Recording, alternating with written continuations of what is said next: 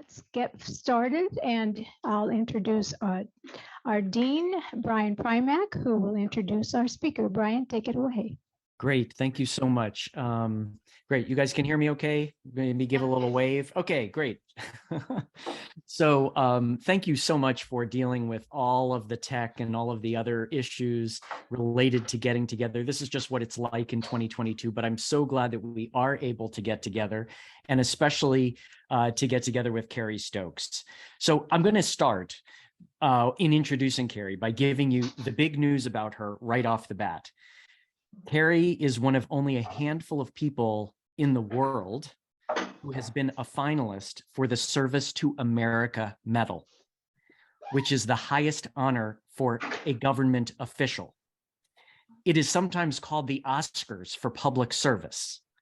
For example, in case you think this is exaggerating, in 2020, the award went to Anthony Fauci. You've probably heard of him, and you probably remember what was going on in 2020. Well, in 2016, Carrie Stokes, our speaker today, was a finalist for the award. And for all the right reasons, as you are soon going to learn. Carrie is a leader at USAID, the U.S. Agency for International Development. Those are the people who give out about $27 billion in foreign aid every year. And Carrie is the director of their GeoCenter, which uses geospatial technology, data analysis, and data visualization to help USAID make a better decision on how to give out those $27 billion. Something that I think is very noteworthy is that her team uses very high-tech tools like satellite imagery, but they also validate the data with local residents with community engagement. And this magical combination helps them to combat the world's biggest humanitarian crises like poverty, disease, and natural disasters.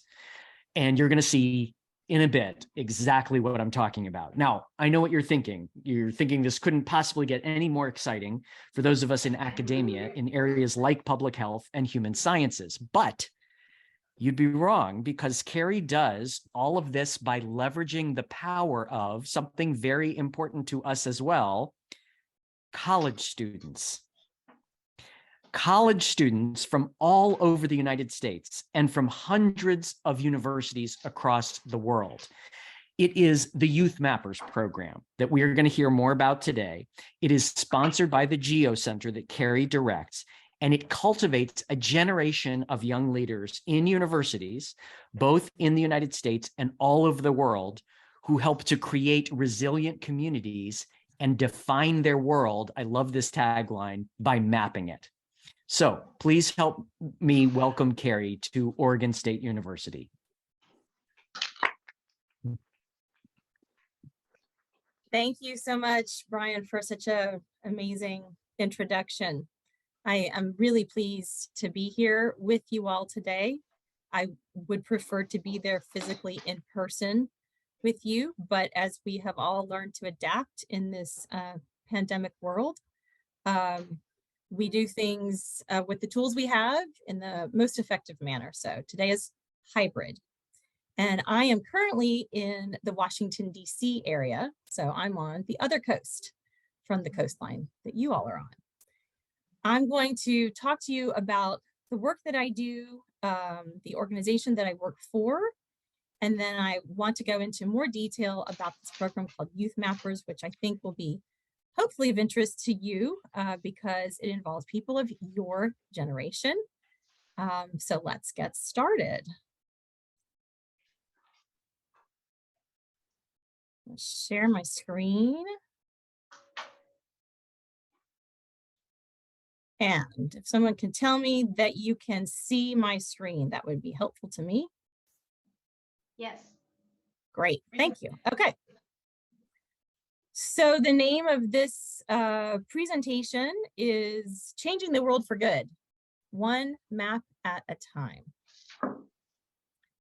And as Brian mentioned, I am the USAID Chief Geographer and the Director of our GeoCenter, and I'm going to tell you what that means. But I want to start by letting you know a little bit of information about the government agency that I work for, known as the U.S. Agency for International Development. So who are we? We work internationally in about 100 countries around the world, 5 major regions: Africa, Asia, Latin America, the Middle East, and Eastern Europe. And we work to save lives. We work with countries in partnership to help reduce poverty and grow economies of our partners in the countries where we work. We focus on helping countries strengthen their democratic governance process. And we also respond in times of disaster and crisis by helping people emerge from humanitarian crises. The photo you're looking at here is of a young girl. She's leaning against her house, and in the backdrop, there is a mosquito net. You may or may not have recognized it. I have lived in a place in my past. I was a Peace Corps volunteer, and I too lived in a small community in a West African village that did require me to sleep with a mosquito net at night. And the reason we put the mosquito nets over the beds at night is because we're most vulnerable during the night when the mosquitoes come out, and these mosquitoes can carry malaria. Malaria is one of the largest killers of children under 5 years old in sub-Saharan Africa.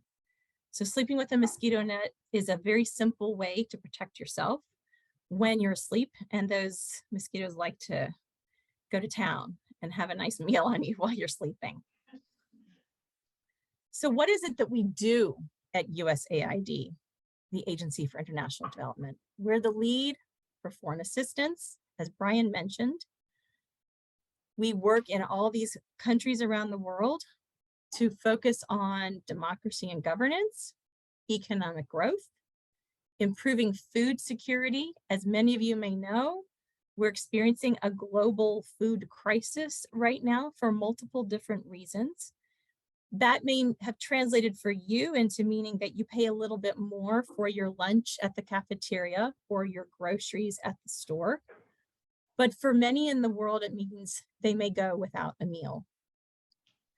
At USAID, we also work to improve education opportunities for both boys and for girls, as well as at the university level. We are heavily invested in improving health outcomes to include HIV/AIDS, malaria prevention, reproductive health, reducing tuberculosis cases, and many more. We are heavily focused on the environment and addressing climate change in these many countries where we work.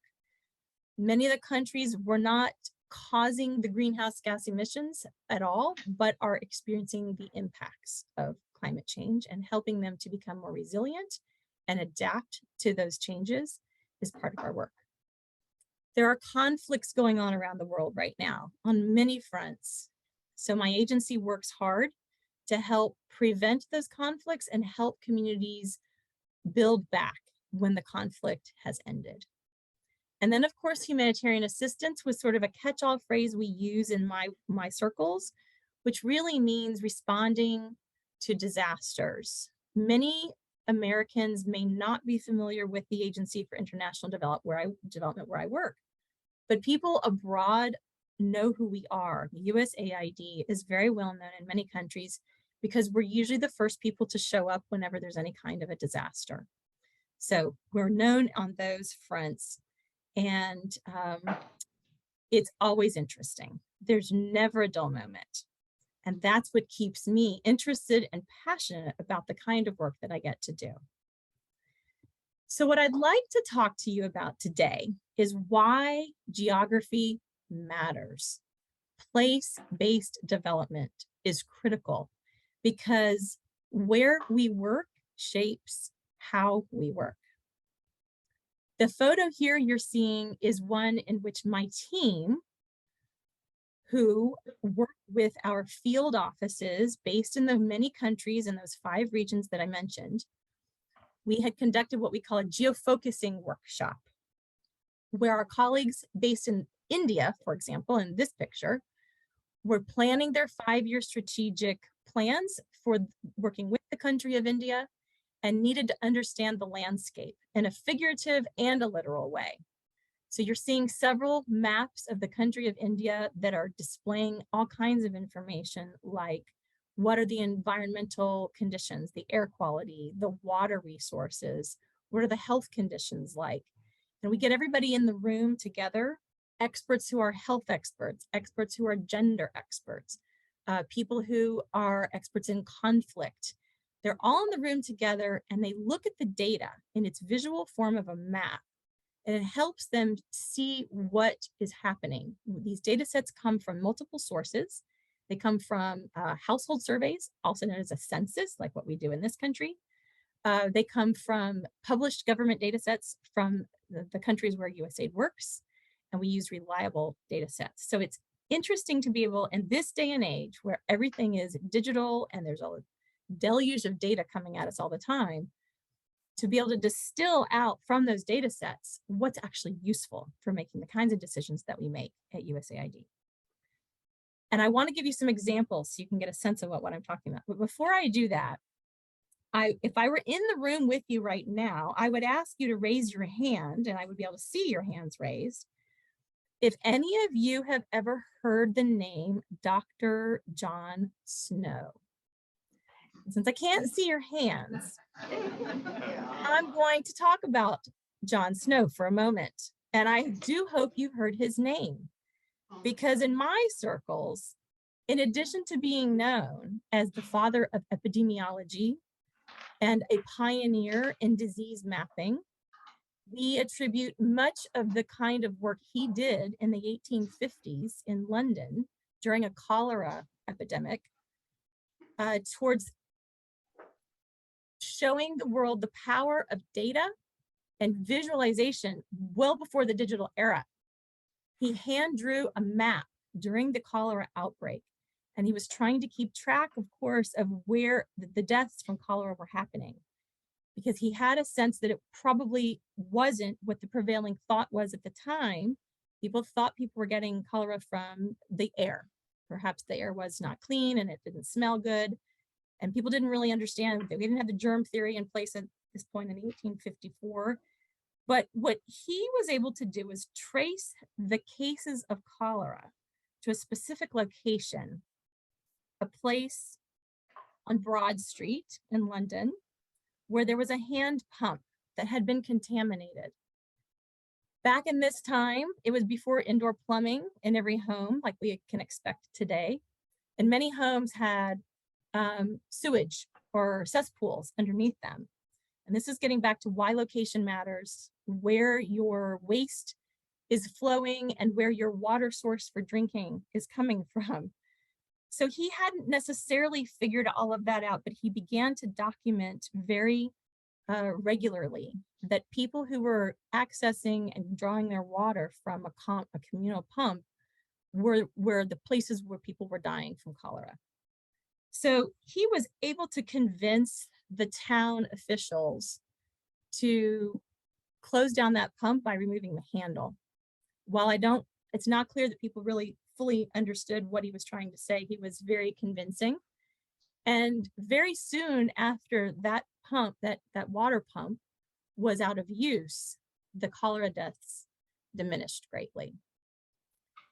So I bring this up to tell you because I figured, being in the School of Public Health, you would have an appreciation for why this kind of data documentation and thorough research matters for public health. And this is something that we in the field of geography and geographic analysis fully appreciate, because it has a direct impact on people's lives. So from London in the 1850s, now I'm going to be taking you to a team of geographers. We're in a digital world now, very different from John Snow when he had to document his information on paper by hand. We use digital tools these days. My team in the GeoCenter is comprised of geographers, data analysts, and remote sensing specialists. And this is just a snapshot of the amazing people that I get to work with on my team. Some of them are just out of college. Most have had at least a master's degree or above, but I love being able to work with a generation of people who are full of energy and ideas about how to come up with good solutions for the many challenges that we're facing in the world. So my team uses what we call the geographic approach to development. That means international development when you hear me say that word. And this approach is a process. It brings together data and people with expertise to analyze where the needs are concentrated and compare that to where our development programs are being implemented already. And then we want to understand how effective our programs are by geographic location. Now, as a geographer, to me, I see the world through a geographic lens, and I always want to know the where about anything that's happening. I work with really smart people all over the world who have expertise in those sectors that I mentioned earlier. They don't necessarily think in terms of geography, but when my team can bring to them insights that are gained from the sorts of geospatial analyses that we do, geographic analyses, sometimes the light bulbs will go off and they can see things and connections that they had not realized before. And that's the whole point about what my team does. We work inside of USAID to advise, consult, and bring insights to our colleagues in all of these countries and all of the sectors in which USAID works. So it's never boring, it's always interesting. I'm on top of knowing what's happening around the world at the micro scale as well as the macro scale, even without ever reading the news, because it's part of the work that my team and I get to address. So this geographic approach is powerful. It helps us at USAID target resources where they are needed. It helps countries make data-informed decisions. And it also helps the next generation of young people to map their world. I'm going to give you a few examples of each of these categories, but I'm ultimately going to focus on the conversation today about the YouthMappers program. So that's coming soon. Just a couple of examples here. Okay, targeting resources. In the country of India, my team and I were working with our colleagues in our field office called a mission based in India. We worked with a forester who had a hunch that tree canopy cover and the environmental conditions on the ground might be related to the outcomes in health that we were seeing by our health office for children in households. And one of the metrics that we use as an agency is understanding children under 5 and what kinds of stressors and their health challenges are. And it turns out that household diarrheal disease is a very, it's a metric that we can measure, and it also affects children dramatically. So in our analyses where we used household demographic and health information to better understand the incidences of diarrheal disease in the youngest child in the household under 5 years old, we also looked at what was forest canopy cover like. And we did this analysis for the entire country. We used satellite imagery to better understand the forest canopy cover and to create categories of percent cover. And what we found through our statistical and our geostatistical analyses was quite interesting. In the places that had a minimum of 10% forest cover, there was less diarrheal disease. So more trees, less disease. Why does that matter? It matters because as a donor agency, we get our marching orders from Congress. We are funded by Congress as a US government agency. And we have funding targets and funding amounts that we are instructed to spend for different sectors. So our budgets for health are much higher than our budget is for environment and forest conservation. So when we can show through data and analytics that there's a correlation, very strong correlation between if the places that have lower incidences of disease in the areas that are more forested, well, that gives a conversation that didn't happen before between the experts in each of these sectors now discussing, can we possibly find opportunities to overlap and to amplify our investments in both environment projects as well as health projects so that we can combine and have the proper outcomes across each sector. And this sounds obvious when I say it to you like this, but sometimes until you have evidence, there's not an opportunity for the environment sector folks with their budgets and their deadlines and their reports that they have to provide to Congress. There's not always an opportunity to compare what they're doing with what our health experts are doing. So this is significant when we can show this kind of information. Moving from India to East Africa, now in Ethiopia, another example. As I mentioned earlier, malaria is a big challenge, health challenge in sub-Saharan Africa. This map was made by one of our GIS, Geographic Information Systems specialists, who is based in our Ethiopia office. And what he's done here is map at the district level in the country the increases in malaria cases for this last fiscal year. That's a term we use in the government, 2022. And the darker areas are showing you where there have been greater increases in malaria. Why do we need to know this? Because if we can understand where the places are where the high incidences are increasing, then we can pre-position before the next year's rainy season when the mosquitoes come out and we know we're going to have to be responding, we can be ready in advance and we can target those places in advance and ensuring that there's enough malaria prophylaxis in place in the pharmacies, making sure that, of course, there are proper mosquito nets in place. We can take the measures that we need to spray with insecticide in advance so we can save lives. Going down to Tanzania. What you're seeing here is a map being held by a young woman as an example of a proxy land title. In this country, we take for granted that when you purchase land, you get a title and everybody respects that. And we have a whole economic system and a legal system that respects it. That is not the case in many countries where I work and where USAID has a presence.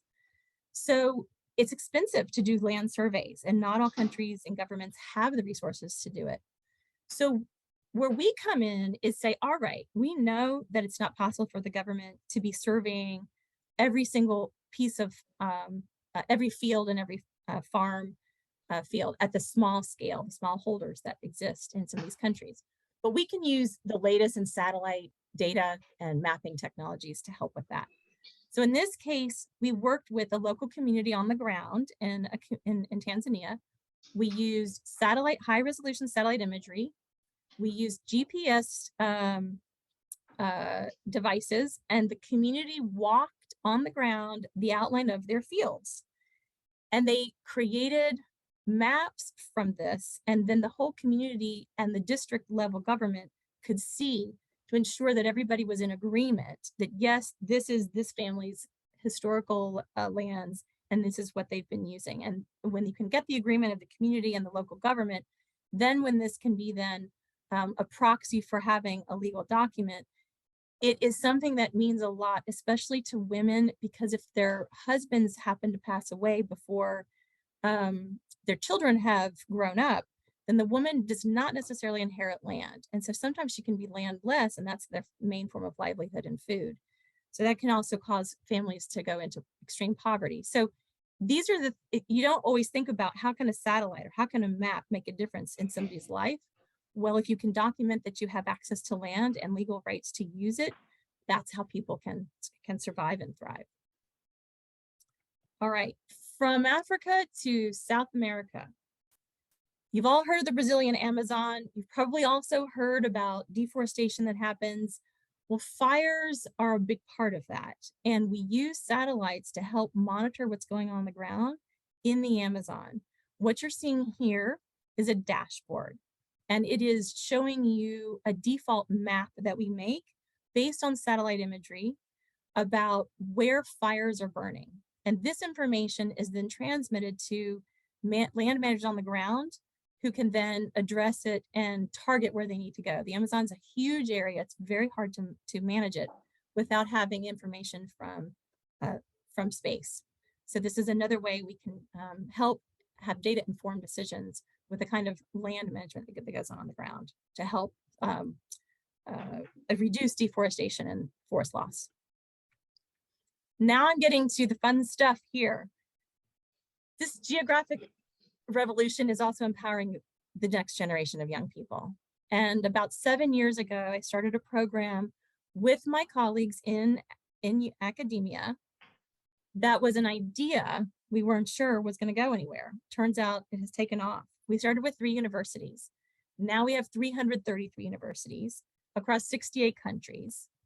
We have a program called YouthMappers, who learn digital mapping skills using an open and free web-based mapping software called OpenStreetMap.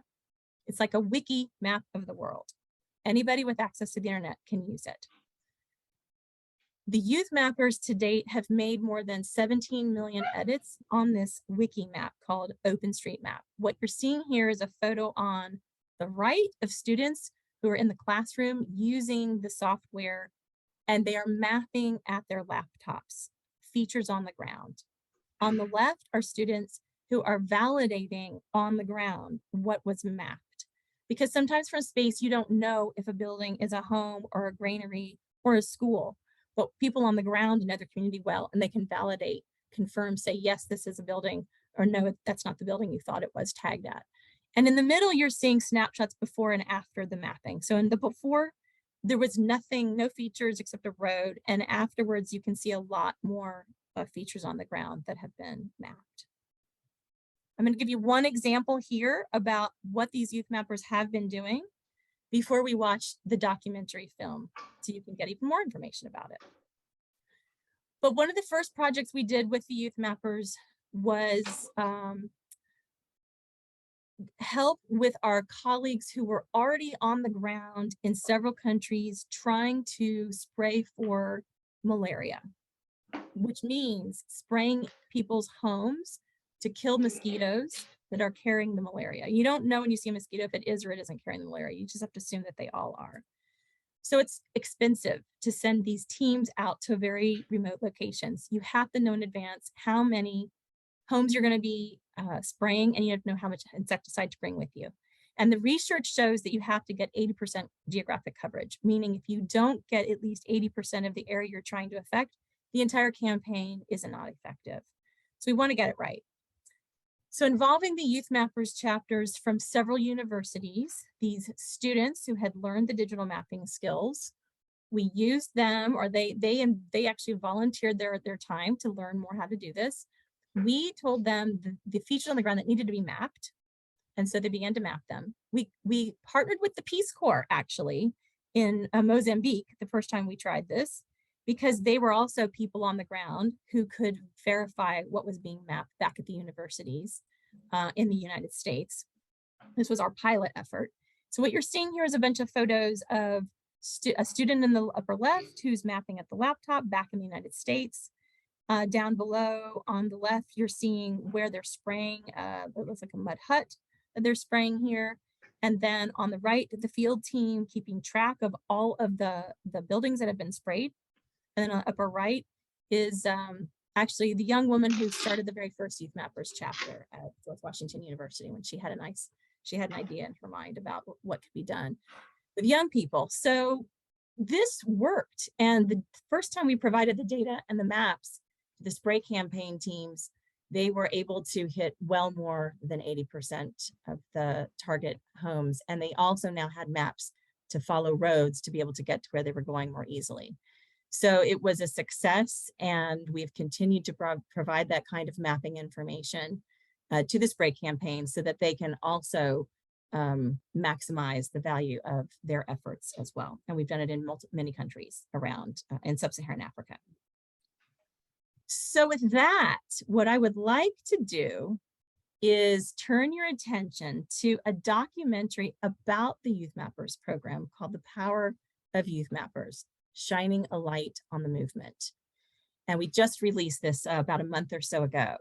And I think this is going to give you even more information about why it matters for young people to be able to get involved. When I was in college, I could only dream of doing something like this, using technology to help me connect with my peers around the world, creating information that I know would be reused or used for a first time and many times over to do good, to help people, to help reduce poverty, to help reduce disease. And that is available today. So as a public servant who has had the opportunity to work in so many parts of the world that remind me about how incredibly lucky we are with the many resources that we have in this country, this is a program that allows people to learn about other parts of the world, connect with peers, and allows you to give back. So with that, I am going to stop sharing my screen and ask the team on the IT side to be able to start the film.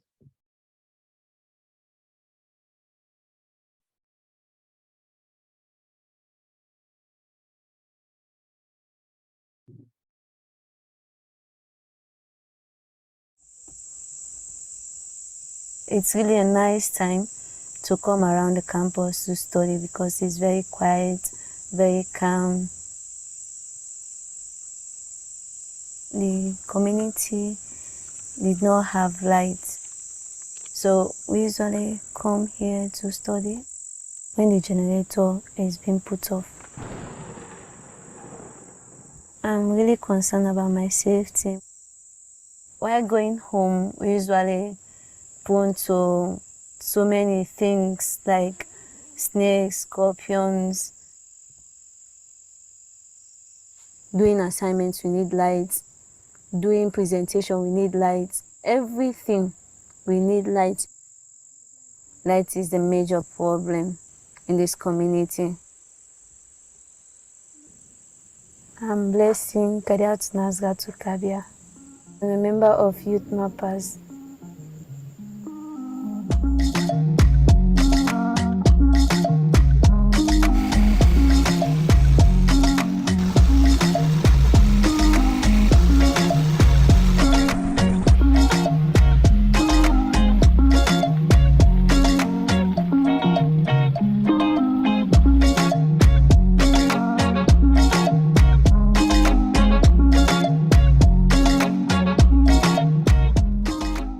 My name is Aditi Abbas, 24 years old. I live in Cape Coast, Ghana. আমি আইরিন আক্তার, আমি একজন youth ম্যাপার। Hello everyone, my name is Eric Tamba, YouthMappers Regional Ambassador based in Tanzania. YouthMappers was started because young people are an incredible engine for change in the world. Being on a map, me being able to find you on this map, I think it's the first step to think about you. When you can't see a problem, you can't address it. So being unmapped can mean you don't exist. And so what kinds of questions can you answer if you cannot first establish where is the problem? There's no development that can be sustainable without really proper mapping of the area.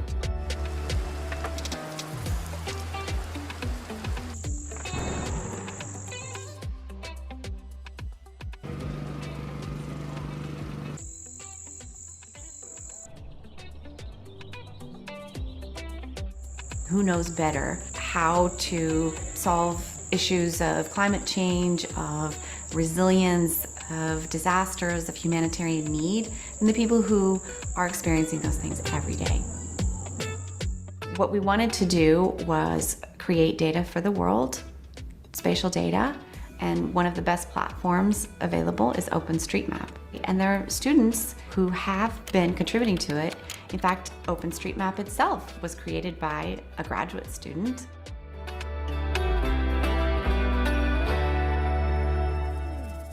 When you can pair up somebody in one side of the world with someone on the other side of the world, and they're jointly focused on the same place on the ground because they can see it at high resolution from a satellite image, and they're both making maps of the same place together. And then you see this completed project, and you know that information is going to be used. It means something.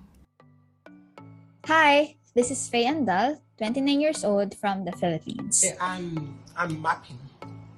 I'm mapping buildings in Monrovia.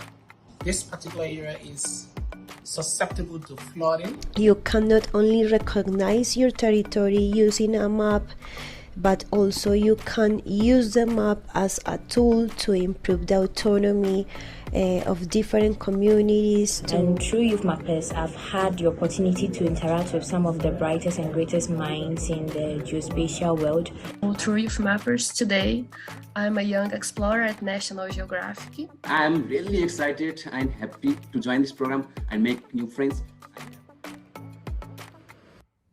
There are many other ways to design programming, to get information. You can hire professionals, you can hire outsiders from the country to go and collect information. However, that doesn't necessarily get at the lived experiences of people who are the beneficiaries of this. It doesn't leave a capacity and a development ethic. The beauty of YouthMappers is it is not restrictive of one's background. I am from the geomatics background. You will have students from the humanities. As long as they have that deeper interest of investigating what remote sensing can deliver for us, you're good to go. You don't need to know all the technicalities in there. All you need to know is how to create a point, a polygon, and a line.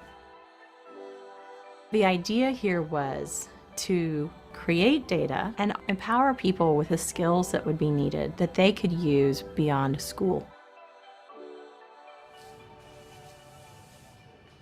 I think what comes to mind when I think about mapping and data, it's humanitarian aid, because every data or information that I collect that we put out there gives me the feeling that I'm contributing to society and the world at large.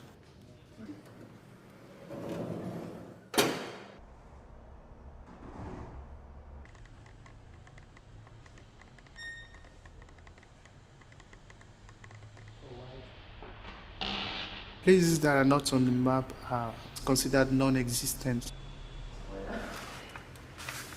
These communities that are not on the map are left out in developmental strides, either by government or non-governmental organizations. So it's quite a scary thing for communities not to be on the map.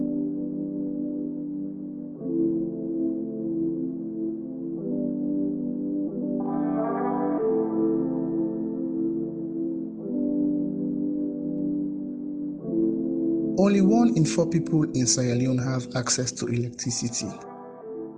Those who do not have access often live far from the national power grid, where it could take years to extend national grid power lines.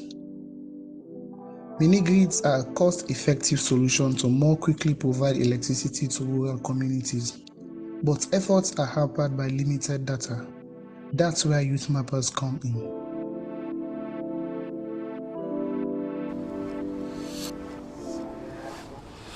Are you guys will be part of us? Can I for the part of we? Okay. Good afternoon all. Yeah, so I've met with some of you already, right? And I guess I'm new to 1 or 2 people. I'm Tommy Charles. I'm a geography graduate. I graduated from this department in 2018. Before I graduated, we, together with other colleagues, we established a mapping association known as Student Geographical Association YouthMappers. Since then, we've been organizing what you call mapathons. Always acknowledge students to become part of these associations because, for one, what's most important is that you're going to get some prerequisite skills. Power grid mapping started in 2020 when Dr. Patricia Solis got in touch with me. Hello, Patricia and team. And asked me if we could mobilize YouthMappers to map out our lines across the country. Like the interconnectedness globally. So we've been downloading field papers, teaching them how to download. By having young people and university students at the core of the Power Mapping Project, we are engaging residents and students who live there into the solution that is being brought to them through the electrification projects. The process goes like this. YouthMappers in Sierra Leone use an online platform called Mapillary to capture street-level images of electrified towns. These images show the locations of utility poles, which are connected to the national grid. Simultaneously, remote YouthMappers map buildings and roads of unelectrified towns using satellite images. Buildings show where electricity currently is, and the roads identify where utility poles can be built. After the street-level photos are uploaded to Mapillary, the images are verified by someone who confirms that yes, this is a utility pole, or no, this is a tree. Then the images are added to OpenStreetMap, an open source platform of data that is maintained by mappers all over the world. Once the mapped roads, buildings, and utility poles are on OpenStreetMap, the information is accessible to engineers who will use it to design and build mini-grids. This will lead to more electricity access in communities across the country.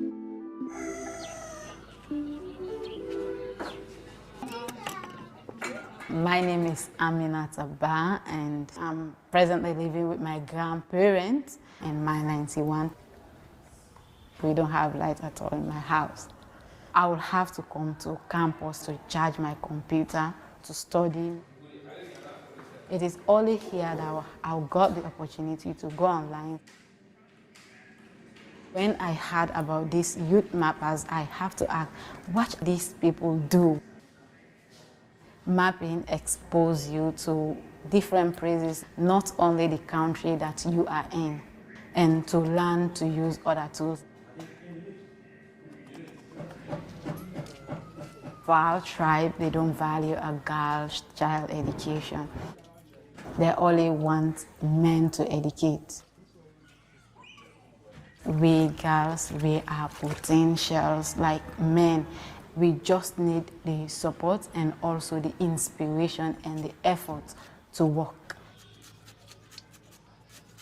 Women actually involved in mapping. They will also got the experience to lead to do better things. We have a female chapter group. I will say to ladies that power is not taken and given to you. You have to take it. You have to work for it before you got it. I learned it on my own. Actually, it's fun mapping. Everywhere she maps, she makes a difference. It's incomplete to only ask one half of our society what's important to put on the map. As a woman, I feel that it has given me a voice to speak. I work as a regional ambassador, and in the technological term, women hasn't been taken as seriously. Like, okay, you're doing mapping, what kind of things you do? Like, people ask me sometime, and when I started giving them the answers, they really understand, okay, I will do my level best so that they can grow, so that all the women in my surroundings can grow, we can grow all together. That's what I want. When we bring women and minority communities to this process of mapping, we are accepting that there are other ways to see the world and they are also valued. Being part of YouthMappers changed my career, my life in many ways. The student has the possibility to transform theory in practice. I was a mentor, but I was also learning all the time. This knowledge allowed me to be now where I am. Coming to study again, doing a PhD, I definitely can say that where I am now is a result from all these interactions that I had with YouthMappers during these years.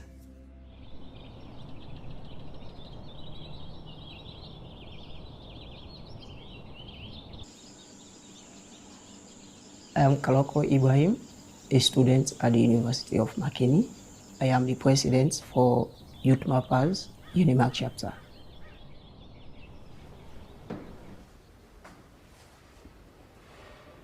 As a law student, yes, my aspiration is to become a lawyer, but I need to have other skills The most important thing that we can do to society is to serve the society, to give back to communities. So that's exactly what YouthMappers are. My community is very vulnerable. Most often, I use the Chinese lantern to study because that's the only alternative that we have to electricity. I met with Kaloko in 2018. I think my friendship with him started right from the first assignment.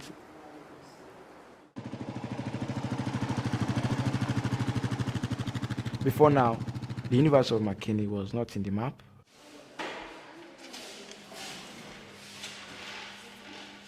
Some of us know, and each of them will explain why they are here. The mapping helps to build global peace. I want to be a lawyer at the International Criminal Court. By mapping, local courts can identify how many communities we have, and how many houses we have, and how many people are living in those communities, and how those people access justice. There are a few constraints, of course, as to how to go around a community. We need to engage with stakeholders so we can seek permission to map their town. Students will be available, just let us know how they... At the start of the project, I honestly didn't know how to send out Google Meet invites. Along the line, I've picked up a lot of skills, and one is communication. Like, it has taught me to effectively communicate with district leaders, with my team members. And these are youth leaders that are actually recognized within their districts, not only their townships. So meeting with them has been very impactful. They somehow see it as an adventure. They have new digital skills that empowers them. We had to teach them on their phones, and also with the GoPro, how to capture images automatically, how to upload their sequences, and then we dispatch them.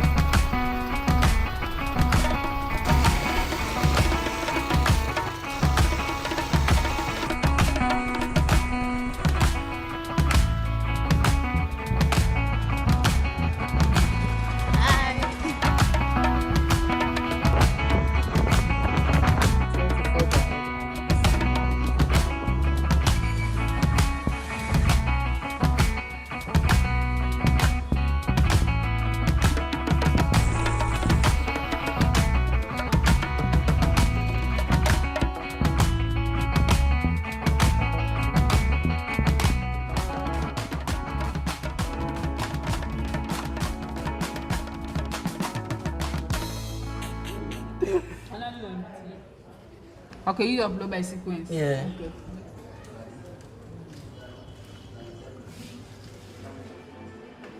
One of the things that gives me joy and makes me feel like we're making progress as a community is when I log into Mapillary and then I zoom into some of the locations that we've been mapping, and it's all green. We see a lot of images. I feel very exciting. I feel like we've done an excellent job, because a few months back we only had mapillary images along highways on major roads across the country. And I have the feeling that we're just getting started.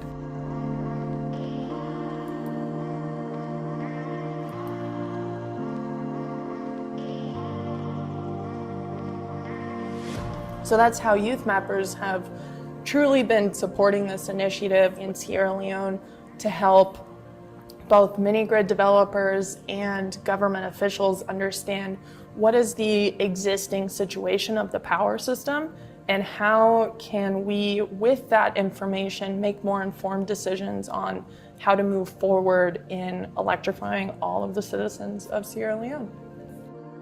It's global collaboration. I get to collaborate with my fellow youths around the world for a common purpose, for something that can be beneficial to the rest of mankind. Welcome to the second White House Mapathon. University students are organizing mapping initiatives that support women and girls issues. thank you for everything and for helping us to understand that we are global citizens. My activities with YouthMappers is one of the reasons why I was able to find a job as a lecturer in a different university. Through YouthMappers, I have learned about the true power of volunteerism. I was research fellowship, and through that I could know these communities. I did my master's degree in Netherlands at the University of Twente. YouthMappers and OSM ensures open data map, open data access to everyone. That is very important. I am mapping the cross-border points in my country that have been reported as COVID-19 hotspot areas. And I would say that the situation is currently improving in such a way that there is a clear overview of the routes of COVID-19 transmission around the country. So thank you so much. YouthMappers has given me a global experience. Every time we felt like we were stagnant, what we did was to go to the YouthMappers website and see what are other people doing. Even before I started to just move from one place to another, I had already virtually moved places. You may not be like traveling lots of the part of the world, but through map, through the satellite image, you can travel some of the world. We are working.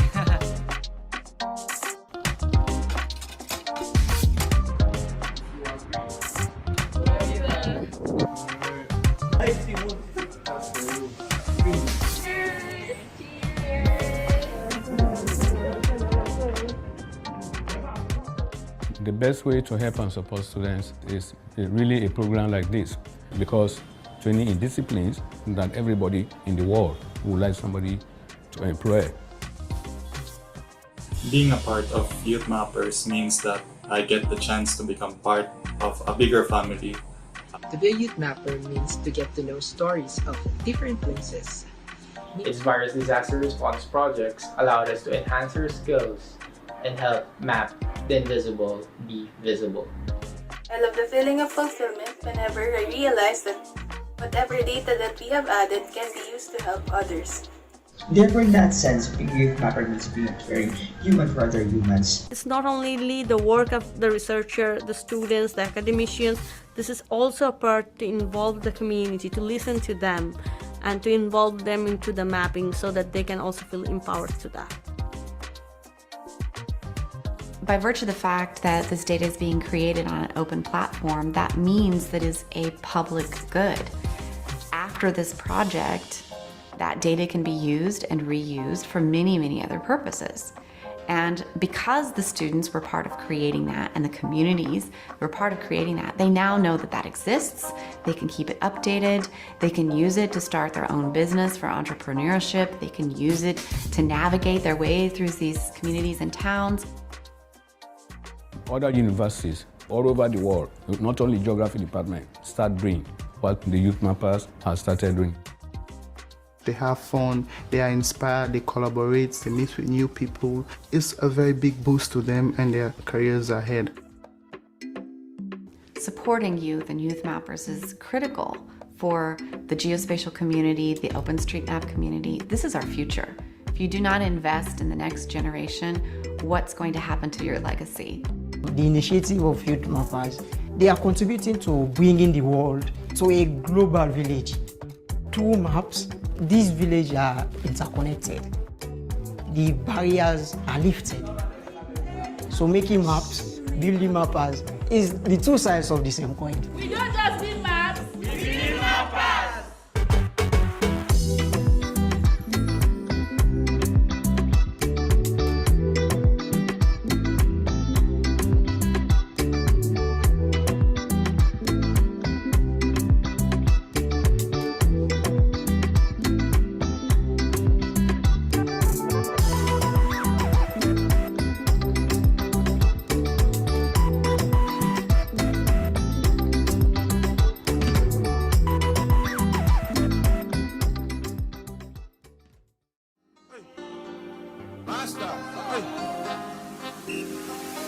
Back then when we start, nobody no understand.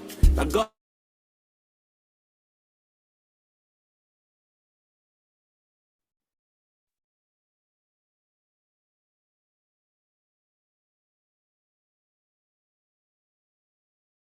So I hope you had an opportunity to feel inspired. None of the students who were interviewed for this were forced to it. They all came willingly. In fact, we had so many, we had to figure out how to cut it down to the 24 minutes that the film actually was. But it gives you a sense of this movement and reminds me and my generation about the difference that you can really make. Even if you never visit a place on the other side of the world and you never meet the people from there, you can have an impact. So I hope that that message has come through in your viewing of this documentary. And I'm happy to take any questions you may have about the program. I'd love to challenge you to consider starting a YouthMappers chapter on your campus at Oregon State University.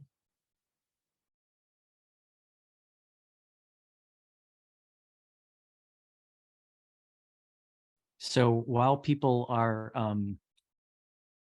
gathering questions, and yeah, we don't have a lot of time for questions, but, this has certainly got us all thinking. And I think that we are, we'll obviously get together and talk more about this, but I think we're very interested in starting chapters. And I say chapters because we have partnerships in countries. We have a particular partnership that I'm thinking of in a country that is not represented yet. So all of a sudden we could add a country. We've got some work going on in Botswana that we might be able to help nurture that. And then I think it would be great for OSU to have a chapter. Our students are very interested in all of these ideas. We've got a lot of faculty members, people like Perry Heistad and Annie Hummel, who do exactly this kind of work, and really I think would be interested in helping folks work together with you guys, and so gives us a lot to think about. Any other questions? I know we don't have a lot of time, and I'm not there, and I'm not able to see the room. I guess one question that came up on the chat is, that's amazing. Are there ethical or privacy issues involved in this? Good question. Privacy issues are very important in the geospatial community and beyond, especially this digital world that we're all living in. And I think we're all much more aware these days than many of us were 20 plus years ago when we first got our first email addresses.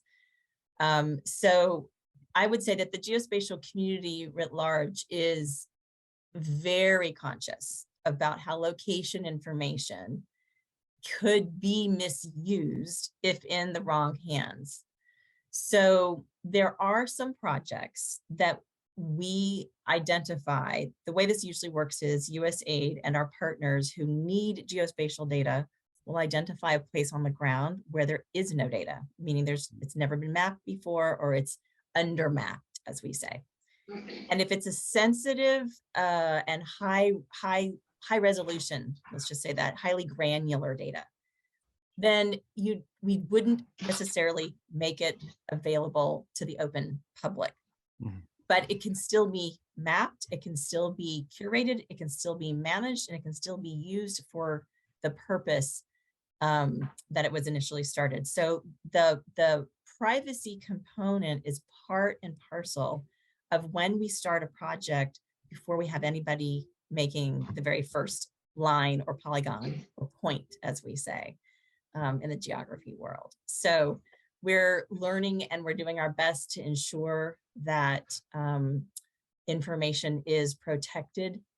But I will say that it's part of a larger issue that I think the world is grappling with all over, about how do we ensure that data is used for good purposes rather than for bad. Thanks, Carrie. We do have a question here in person, so I'll let. Do you have any relationship with Google Map? That may sound like a strange question, but you know, when we've been in Botswana, we see all of a sudden a little car come by where we live, and there they are mapping our area. Is there any relationship with what they do and what you do? It's a great question. So we don't have direct partnerships. It's a private company. Google is a private company, very powerful company, and has made information available to the world in ways we can't even imagine living without now. The similarity is that I wouldn't say we're competing, because you can't really compete with Google, but Google is less likely as a business model to be mapping many parts of the world where USAID has a presence, and there may not necessarily be a way to profit from that. What we feel we're doing is contributing to a public good in terms of having the data that is created by local people then accessible to be used by those local people and anybody else. So the difference is we're working with an open source platform versus a closed platform. So all of us know what Google Maps is, but you can't download their data. You can visualize it on your device, but you can't download it. And if you're a geographer and you want to analyze it, you really can only view it. You can't put it into a geographic information system and combine it with any other data sets in case you want to do deeper analytics. So I would say the connection is that we're trying to populate an existing platform, this OpenStreetMap platform, to make it available for the greater good. But I will say that if any of you have ever been in a Tesla or used Waze as a navigation tool on your phone when you're trying to get somewhere and avoid a backup traffic, you've benefited from OSM data. It is everywhere also, because it's usable and the private sector can use it for free for their own business apps. And that's a good thing, because they make apps that the public can use. Any other questions in the room? Go ahead. I'm just curious about what your interaction with the local governments is. Yeah. As you saw in the documentary with the particular electrification project and mapping the grid, it just depends on whatever particular mapping project is underway. But as you heard at the end, we don't just build maps, we build mappers. That's true. So there are leadership opportunities that young people get when they go out into a community and they begin to document and map the assets, the features. And we don't do that without first working with the local government, whatever level it may be, because it's not, it's kind of like someone coming into your yard and saying, I'm going to start, mapping your yard without talking to you first. And some governments aren't really comfortable with it until they understand what the purpose is. So it is, it's not good development practice to assume that you can walk in with your own technology and start doing things in a community without first working through the existing leadership structure. And that's the beauty of the program, because it's truly working at the community level. And if a community doesn't want to be involved, then no one's going to force anybody to map it. So I think we are probably past time. Brian, would you like to have the last few words? Sure. Yeah, thank you so much, Carrie. And I'm sure that folks are going to have other thoughts and other questions arise. The fortunate thing is that I know how to get in touch with Carrie. She's an extremely busy person. And so we might have to wait a little bit, but let's think and brainstorm ourselves about how we might like to be involved. And then we'll have another opportunity to bend Carrie's ear later on. Great. Let's all show our appreciation so much for GeoCenter and Carrie Stokes for being here. Thank you. Sure. You're welcome. Okay. And we'd love to invite you into the YouthMappers network. Fabulous.